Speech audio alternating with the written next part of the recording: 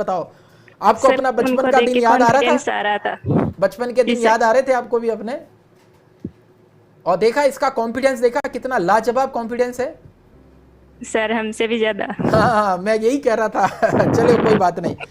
अब देखो अगला प्रश्न मैं आपसे पूछता हूं, थोड़ा सा माइक को दूर रखिए, सांसें थोड़ी धीरे धीरे लीजिए। तो आपका परिचय मैं दे देता हूं। पंकज कुमारी जो है झुंझुनू राजस्थान से आप हैं, और ब्रिजलाल जी झाझरिया की आप बच्ची हैं। बीएसटीसी और एमए हिंदी में किया है, आपके ऊपर विशेष दबाव रहेगा। एमए हिंदी मतलब मेरी पार्टी के हो आप, मैं भी एमए हिंदी। पटवार की कोचिंग कर रही हैं, हमारे यहाँ से ऑनलाइन कर रही हैं। सीटेट और रीट दोनों में चयनित है, फिर भी पटवार की कोचिंग कर रही है। क्या कारण है भाई बताओ इसका? टीचर नहीं बनना, पटवारी स- नहीं बनना? नहीं सर, रीट में चयनित नहीं हुई वो, 1-2 नंबर से रह गई थी। अच्छा, 1-2 नंबर से रह गई है। तो आप तो बीएड वगैरह किए हो, रीट की भी तैयारी कर रहे हो कि नहीं कर रहे हो? बीएसटीसी, बीएसटीसी कर रखी है कर सर। रखी है ना, रीट की तैयारी भी कर रहे हो, उसकी भी तो वैकेंसी हाँ आने ये वाली सर, है, कर रहे हो? रीट का भी कर रखा है ऑनलाइन कोर्स। अच्छा चलो बढ़िया है। तो 5 प्रश्न पूछता हूँ, तैयार रहिए। देखता हूँ मैं आपको एमए हिंदी में आप हो, हालांकि एमए हिंदी में व्याकरण का कोई ज़्यादा लेना देना होता नहीं है। व्याकरण तो वही आपकी साहित्य है 12वीं सर। कक्षा तक ही आती है, क्योंकि मैं खुद एमए हिंदी से हूँ, मुझे पता है। और सीखने के लिए पूरा जन्म ही कम है, पूरा जीवन ही सीखने के लिए कम है। देखिए मैं, उसने कहा कि मैं घर जाऊंगा, किस तरह का वाक्य है? सरल वाक्य, संयुक्त वाक्य, मिश्र वाक्य, प्रश्नवाचक वाक्य? बताओ पंकज। मिश्र वाक्य। खटाक से उत्तर दे दिया आपने, चेक कर लेते हैं। बिल्कुल सही उत्तर, पहला प्रश्न सही उत्तर, 100 रुपये जीत चुके हैं। दूसरा प्रश्न आपके सामने तुरंत लेके आता हूं। स्वर ध्वनि के प्रकार हैं। स्वर ध्वनि का प्रकार कौन सा है इसमें से? स्वर, दीर्घ, प्लुत, ह्रस्व, उपयुक्त, तीनों? तीनों। तीनों बिल्कुल ठीक उत्तर है। स्वर के 3 प्रकार होते हैं, दीर्घ, प्लुत और ह्रस्व। पूरी डिटेल दे रखी है, इसका स्क्रीनशॉट जरूर जरूर ले लेना सब बच्चे।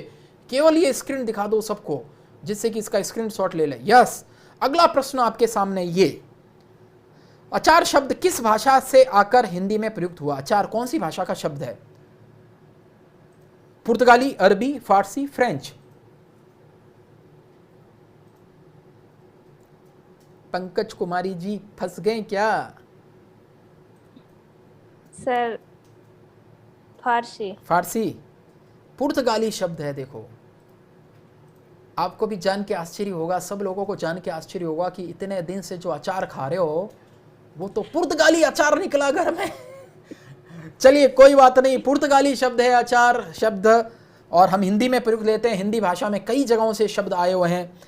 अगला प्रश्न आप बताइए, इनमें से पुल्लिंग शब्द कौन सा है? दया, निर्धनता, बुढ़ापा, दुर्घटना?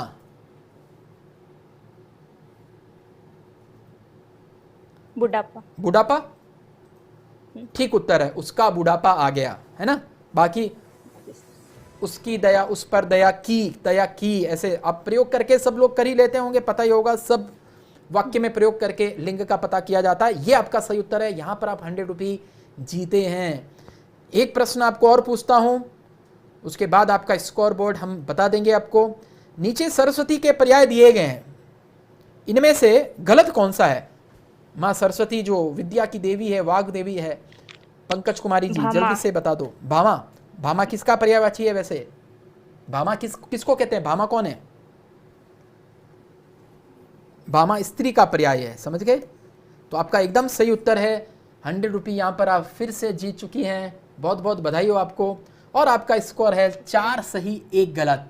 ओके, कैसा लग रहा है आपको? बहुत अच्छा लग रहा है सर, केबीसी की फीलिंग आ रही है। केबीसी की फीलिंग आ रही है? तो मुझे जो है अमिताभ बच्चन वाली फीलिंग आ जानी चाहिए फिर तो, नहीं? और फिर सबसे बड़ी बात है, कोई कट नहीं, कोई एडिट नहीं, सीधा लाइव आपके सामने, एकदम डायरेक्ट लाइव सर है ना। थैंक यू सो मच हमारे साथ में हिस्सा लेने के लिए। नेक्स्ट पार्टिसिपेंट हमारे बीच में है पूजा। पूजा